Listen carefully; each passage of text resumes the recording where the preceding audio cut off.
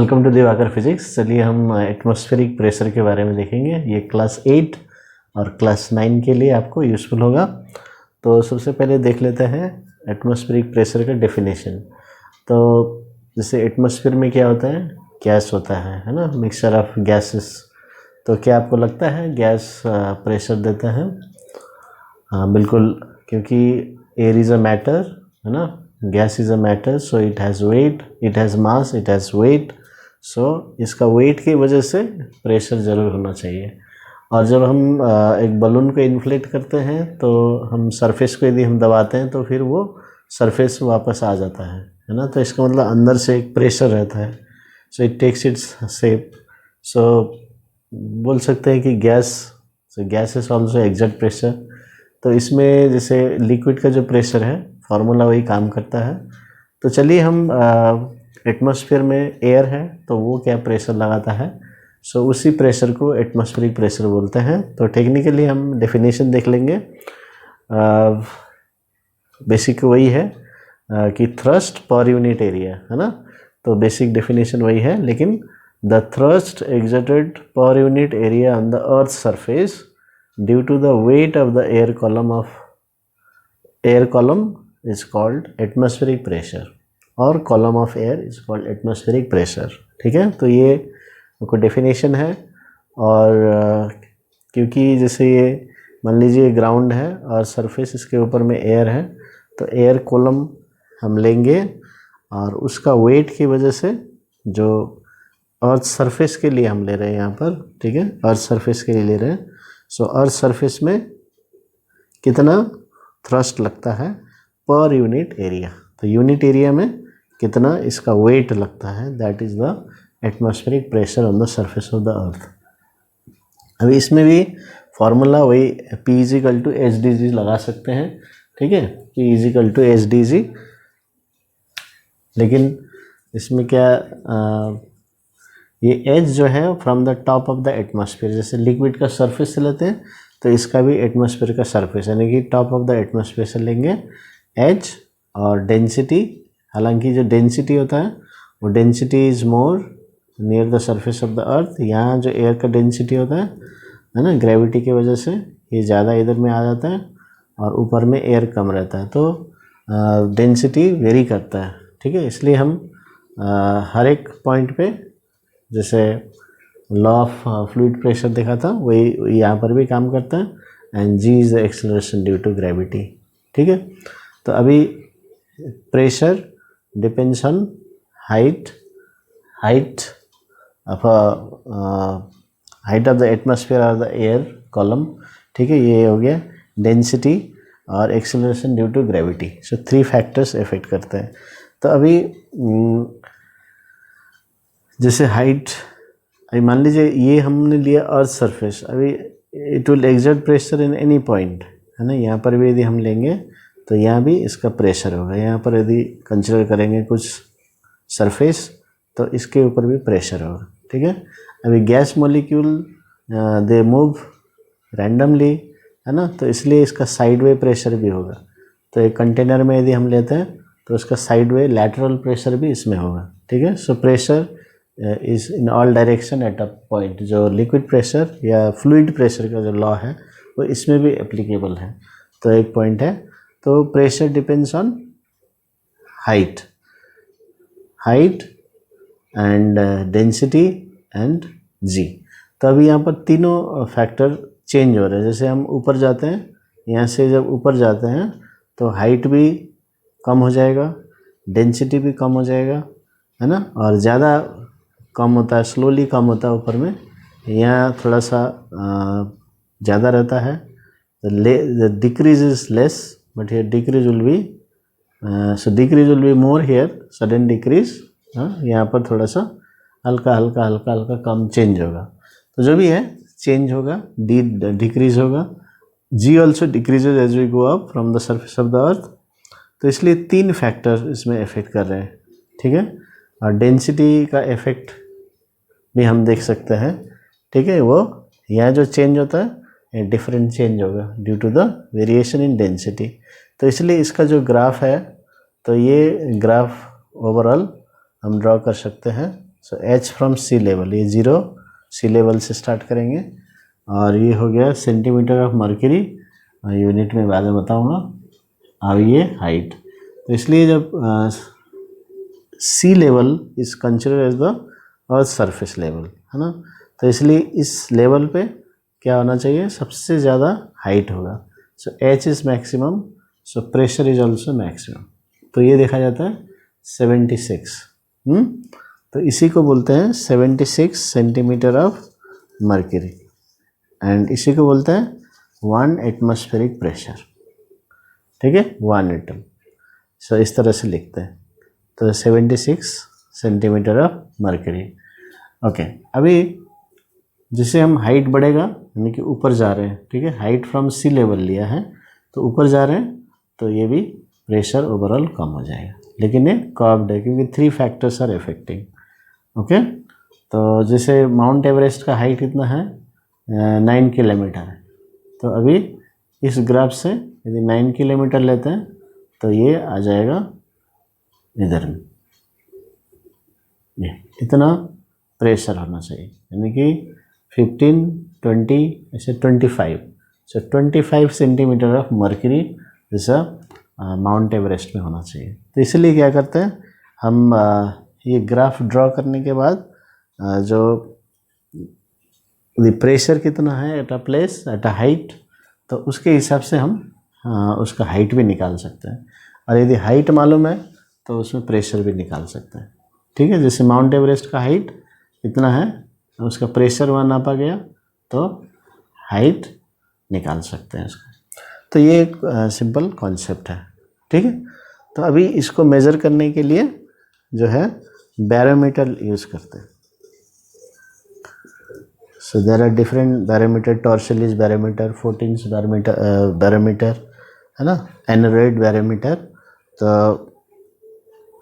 आप इसको क्लास 9 में आप पढ़ेंगे डिटेल में, उसका अलग से वीडियो हम बनाएंगे, तो अब देख लेंगे। तो याद कीजिए बैरोमीटर, ठीक है, barometer is use for measuring pressure. अभी बैरोमीटर से प्रेशर नापेंगे, और ये प्रेशर नापेंगे, और प्रेशर जब हम नाप लेते हैं तो हाइट भी मिल जाता है, तो इसलिए बोलते हैं इसको अल्टीट्यूड मीटर और altimeter. So barometer will act as the altimeter. ठीक है, तो जो एनोरॉइड बैरोमीटर है, जो पोर्टेबल विदाउट लिक्विड बैरोमीटर है, that is used as altimeter. So altimeter measures height of the place from sea level. So how it is measured with the help of barometer. So barometer will act as altimeter because pressure depends on height. तो ये हो गया graph. इससे अभी जो unit के बारे में हम बात करते हैं, तो pressure is equal to force by area है, तो न्यूटन पर मीटर स्क्वायर इसका होगा, और इसी को पास्कल बोलते हैं, है ना, इसी को पास्कल बोलते हैं। तो ऐसा यूनिट इज पास्कल। ठीक है, अभी केजीएफ फोर्स को ले सकते हैं पर सेंटीमीटर। तो ये देखा गया कि अर्थ के जो सरफेस 1 सेंटीमीटर सरफेस में, ठीक है, 1 kgf फोर्स लगता है, तो उसको कन्वर्ट कर देते हैं। तो 1 kgf इज 10 ले लेते हैं यदि, और सेंटीमीटर को हम कन्वर्ट कर देंगे 1/100, तो 10 इंटू 100 से 10 to the power 5 न्यूटन पर मीटर स्क्वायर आ जाएगा, और 10 to the power 5 पास्कल। ठीक है, तो इसका मतलब अर्थ सरफेस में यानी कि सी लेवल में कितना प्रेशर है, 10 to the power 5 pascal, and that is equal to 1 bar. ठीक है, 1 बार। लेकिन हम इसको मर्क्यूरी के हिसाब से लिखते हैं, तो 76 सेंटीमीटर ऑफ मर्क्यूरी, ये 101325, तो ये थोड़ा सा ज़्यादा आता है, और इसको हम 9.8 लेके करते हैं तो थोड़ा दूसरा वैल्यू आएगा। तो 76 सेंटीमीटर ऑफ मर्क्यूरी ये है 1,01,325 पास्कल आता है। ठीक है, तो this is called 1 atmospheric pressure. 1 atmospheric pressure is equal to this, and this means pascal. तो ये याद रखिए। तो इतना यूनिट, ऐसा यूनिट ज़्यादा इम्पोर्टेंट है ना, पास्कल। ओके, अभी एटमॉस्फेरिक प्रेशर है नहीं है, हाउ टू रियलाइज, है ना, how to realize that atmospheric pressure is there, how to feel it, how to experience it, है ना, what is the evidence। तो ये कोलैप्सिंग कैन एक्सपेरिमेंट है, तो इससे आप हम समझ सकते हैं कि यहाँ पर 10⁵ यानी 1 लाख न्यूटन फोर्स लग रहा है 1 मीटर स्क्वायर में। मान लीजिए ये 1 मीटर स्क्वायर इतना ले लेते हैं, ठीक है, 1 मीटर स्क्वायर, तो इतने में 1 लाख न्यूटन फोर्स लगा रहा है एयर। जैसे we are also in air, तो हम लोग के ऊपर भी प्रेशर है, so we are under innermost pressure 10⁵ pascal. लेकिन आप फील किए कभी, तो ये फील हम नहीं करते हैं, because we have fluid pressure inside, blood pressure होता है, तो इट बैलेंसेस, ठीक है, तो इसलिए हम कंफर्टेबल रहते हैं। सो जो एटमॉस्फेरिक प्रेशर अर्थ सरफेस में रहता है तो वो हमारे बॉडी के साथ बैलेंस हो जाता है, स्लाइटली ज़्यादा है तो बैलेंस हो जाता है। इसलिए जब हम हिल साइड में जाते हैं तो कुछ लोग को नोज़ ब्लीडिंग होता है। तो ये नोज़ ब्लीडिंग का कारण क्या है कि जब हम ऊपर जाएंगे, ठीक है, तो प्रेशर कम हो जाएगा, प्रेशर कम हो जाएगा, एंड हमारा जो बॉडी प्रेशर है, बॉडी में जो फ्लूइड प्रेशर है अंदर में, तो वो तो उतना ही है, ठीक है। तो यानी कि इंटरनल प्रेशर सेम है, लेकिन जो external pressure surface of the अर्थ यानी कि सी लेवल में जो ठीक था वो ऊपर जाने से कम हो गया। Then on the mountains, so internal fluid pressure, blood pressure वो एक्सेस हो जाएगा, बढ़ जाएगा, so that's why it wants to gush out, तो कम बाहर आना चाहता है। तो जो वीकेस्ट पार्ट है वहाँ से वो फिर बाहर आता है। सो that's Y nose bleeding is common on hills. तो ये इसका रीज़न है, ठीक है। तो ये भी एक एविडेंस है कि एटमॉस्फेरिक प्रेशर है। ओके, चलिए प्रैक्टिकल हम देख लेते हैं। तो इसमें आपको क्या करना है, थिन कैन ले लेना है, ठीक है, थिन कैन ले लेना है। तो इसको एयर टाइट होना चाहिए, इसको बंद करने का सिस्टम होना चाहिए, एयर टाइट करना है बाद में। तो इसको हम ले लेंगे,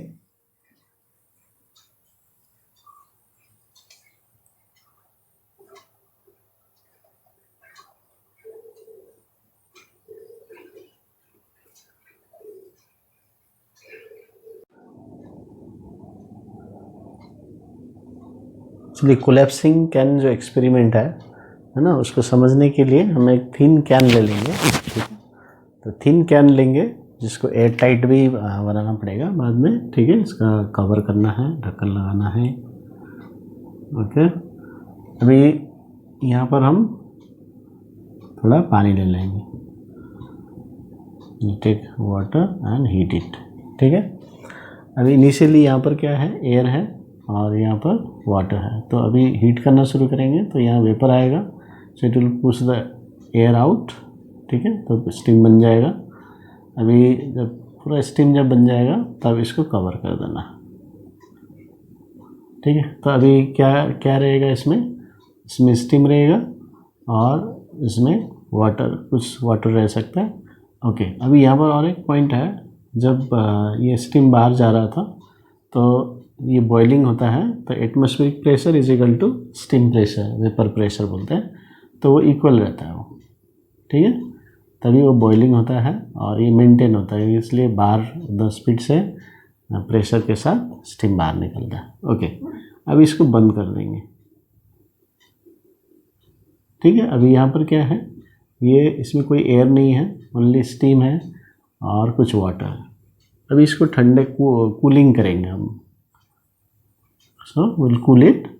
तो अभी क्या देखते हैं, जब कूलिंग होगा तो ठंडे पानी से हम दे देंगे, देन दिस विल कोलैप्स, बाहर से कोलैप्स करेगा ऐसे करके। अभी ये क्यों कोलैप्स कर रहे हैं, ठीक है, पहले कोलैप्स नहीं कर रहा था। तो कारण क्या है कि अभी यहाँ पर जो स्टीम है वो कंडेंस हो जाएगा, और कंडेंस होने के बाद वो वाटर बन जाएगा, और इससे जो यहाँ जो स्पेस है, तो यहाँ तो अभी पहले स्टीम था इक्वल, है ना, इक्वल प्रेशर में। अभी ये because this is condensing into water, अभी यहाँ प्रेशर कम हो गया, ठीक है, प्रेशर कम हो गया क्योंकि एयर तो नहीं है और कहीं तो एयर टाइट है, बंद है, सो ये प्रेशर कम हो गया, लेकिन बाहर में एटमॉस्फेरिक प्रेशर है, तो जिसकी वजह से due to difference in pressure तो ये कोलैप्स हो जाता है।